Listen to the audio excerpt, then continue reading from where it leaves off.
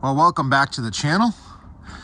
Today we are working on a Ford Transit camper van conversion for another YouTube couple, JK and Kim. Go ahead and check out their channel. But let's see what's going on here. So this is actually something they have already started doing some work there. I think this was converted before. They gutted it, semi-gutted it, and then they're rebuilding it the way they want it to. And the previous owner has some things installed into the empty spaces in the van there, but they're a little hard to get to, and it makes maintenance a little bit of a pain. So, and we're adding more things to it as well. So we're going to pull everything out of there. I will say, as far as looking at previous people's work goes, it looks good. It definitely looks good. But the thing I would caution people about doing this is, well, if you need to get in here and do anything with this, well, it's behind these panels. And that's going to be really hard, especially when you got like a refrigerator or, you know, other cabinets here. Well, then what? I think accessibility and maintainability is important.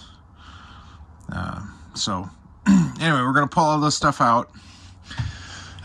They've got two Battle-Born batteries that we're going to use with the system. Then we got a custom battery we're building for them that we're going to run in parallel, and that'll work just fine. We'll show you it working when we're done. This is a cabinet they've already put together that we're going to install most of our stuff into. You can see here there's some fuses and breakers and things. I don't know, it's a great placement for it, but again, I understand it. I can appreciate trying to make the most out of the space you have. I can definitely appreciate that. Wire in a shore power plug out there, and I think there's an inverter there, but we're going to put in a Multiplus 2000, give them the Lynx shunt, and I think a couple other things, but other than that, we're mainly reworking what's here and making it a little bit more maintainable. Oh, and the other big thing, we are installing a Dometic 12-volt air conditioner right up here. That's going to be fun to figure that out. Then we're also putting two solar panels up there with a rack. This is the company that the rack is from, this Unaka Gear Co. They got a website. It's a kit for this transit van, and I look forward to putting that on there. So we're starting to put the rack on here. Got this 80/20 extruded aluminum kit. Looks like a pretty good kit. Got a lot of hardware in that box. Got these. Got the those little fairing thing that's going to go up front. We'll put all that on, but I'm starting to put some of the brackets on, and it's going pretty quick and easy, actually. I got these two on. I'll show you what I'm doing. The brackets come with these little, well, these mounting brackets, but they already got some VHB kind of foam type tape on the bottom. See, it doesn't make any noise. It's like a rubberized coating on there, which is really good. That's going to help seal it. But then I'm putting some Dicor around. I'm putting some Dicor around on the inside of it. Just, not that I don't trust it, I just want more. If it were mine, this is the way I'd do it, so this is the way I'm doing it. And then they also recommend Dicor on top, but I'm not going to do that until we know that it's good and it's all hooked up. So I'm going to get at this, and hopefully we'll have a rack in short order. A number of things have happened since we last checked in. Got the rack on, but I just got done cutting the hole for the air conditioner right here. That Dometic, the 2000, was it the RT? Anyway, it's the one that runs on 12 volts. It's pretty cool. Excited to get that in there. The reason why I switched to putting that in there is because that's going to determine how much solar panel we can get on there. So I went to see where you know, what would fit, but for sure we can get one, maybe two. Might have to get creative with what we do. So anyway, I'm gonna get this guy on there before it gets too cold, or dark or whatever. I got to put this weather seal on there. So cleaned up that area real good, and then hopefully give it a little bit time to dry, and then... All right, back here up on the roof, putting the air conditioner back in for the second time, because the first time around it was just more of a test fit, and I was finding the VHB tape on the back side of this was not sticking very well. So I went with my handy dandy 3M high strength 90 contact adhesive. Been using this since art class in high school and love it. Also 3M. Yeah, I got that gasket around there. You may notice there's some gaps here. So we're gonna have to fill that with Dicor. The compression will not seal that all the way. So put some Dicor on there to really seal it up. I'll probably put that all the way around the edge and maybe even on the inside, why not? And then put the air conditioner back in there. We should be good to go. Next, we started on the solar panel configuration. With the AC unit in place, it was clear 2 of the 200-watt panels wouldn't fit horizontally. So we thought, what about mounting the panels with a little bit of overhang? But none of us were too sure about that. So what if we use smaller 100-watt panels? That just might work. So to make the solar panels work on there, we're creating a sub-assembly where each of these solar panels are now connected together. So it's effectively one panel. You can see there, it's now one unit. And what I did is I used some self-tapping screws, put 3 in this side, 2 in this side, so it's sandwiching them together. And then I'll put mounting brackets on the corners, and then this itself will act as the cross brace between the two. I think it'll work really well. Air conditioner will be up here, the vent right back there. We'll just flip it over and it'll work. All right, got some brackets put on there. I just used the normal Z brackets, but we bent a part of it back in a vise and then screwed it onto the edge with some self-tapping screws, like so. And then hooked up the panels in, actually in series, believe it or not. Well, actually we could do them all in series. I ended up doing this one into that one into this one. And the reason why we can do that is because you take a look at this here. So this is a Spartan 100 watt, but what's important when you run panels in series is the amps. So we got 5.32 amps. Now let's look at the other panel here. Now because this is a 24 volt panel, which actually runs at about 45 volts here, the amps here is 5.8. So basically I ran these in series. This creates another 200 watt panel, and I ran that in series with this one. So our volts are going to be, I don't know, they're going to be good. So that's actually another reason why I like using what Rich Solar calls a 24 volt panel.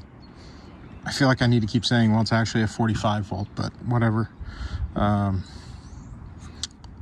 like them. Lets you mix and match with the 100s. You got a lot of options. So up on the ladder here, these panels are already dirty.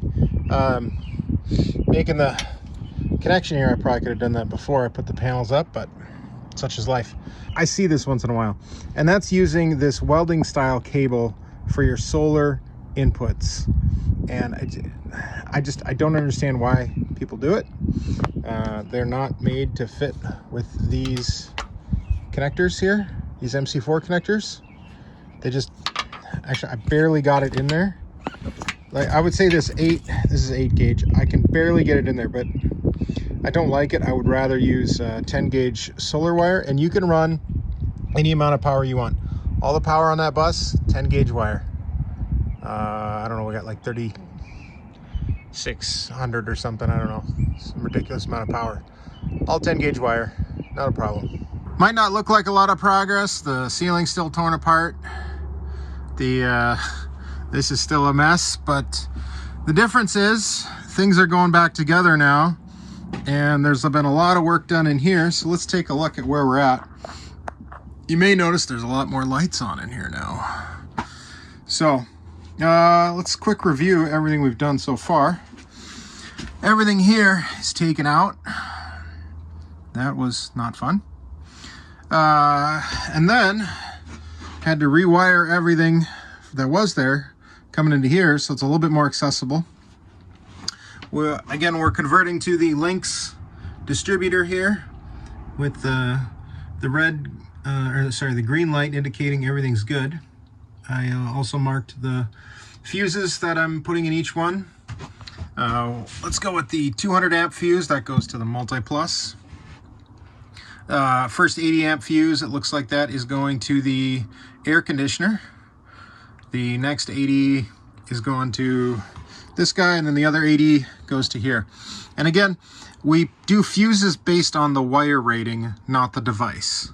Even though this is only capable of 30 amps, this entire wire here is capable of, well, it's recommended we fuse it at 80, generally between 50 and 60 amps for 6-AUG wire is what we do. But so that's if it shorts out anywhere in between here, it's protected. So that's kind of how that works. This is a little bit of a mess. I don't know of a better way to do it without adding days to this project, which is already very long. So just basically, this used to be deep in that panel, pulled it out here so it's a little bit more accessible, so that if a fuse does blow, you can deal with it. I'm actually a fan of the resettable breakers, like the marine breakers. Blue Sea makes them. I got some knockoff one in my bus that isn't available anymore, but that's what I like more than these fuses, because if these fuses blow, well then, yeah, you're in a tough spot. Then got the little mini breaker panel here. We just got 2 circuits in here. Got a 20 amp and a 15 amp. And I'll show you real quick. The 20 amp came up here and is popping out right there. That's going to be the kitchen outlet. And the reason why I did 20 amp was because in case you want to run an induction cooktop or something like that as a kitchen appliance, you can do that. So that's what we did there. And the 30 amp shore power comes in. Of course, we got this beast of a battery here. Check that out. I think we've got there's a video that came out before this one that goes into detail into this a little bit more, but I think we might be doing these a little bit more. I really like this. And then because this is 2020 extruded aluminum, we can just secure it right to the floor. It's kind of like a GC3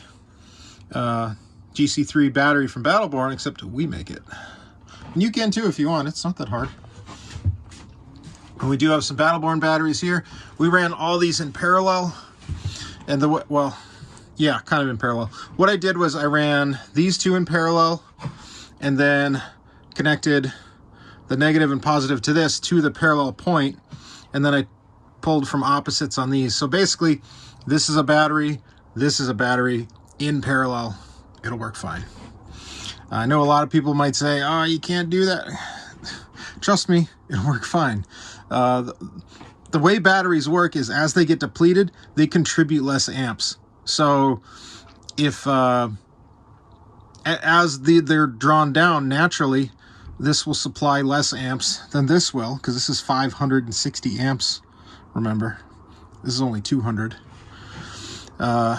So this one will naturally, as it falls quicker, this one will pick up because the voltage will be lower on that one.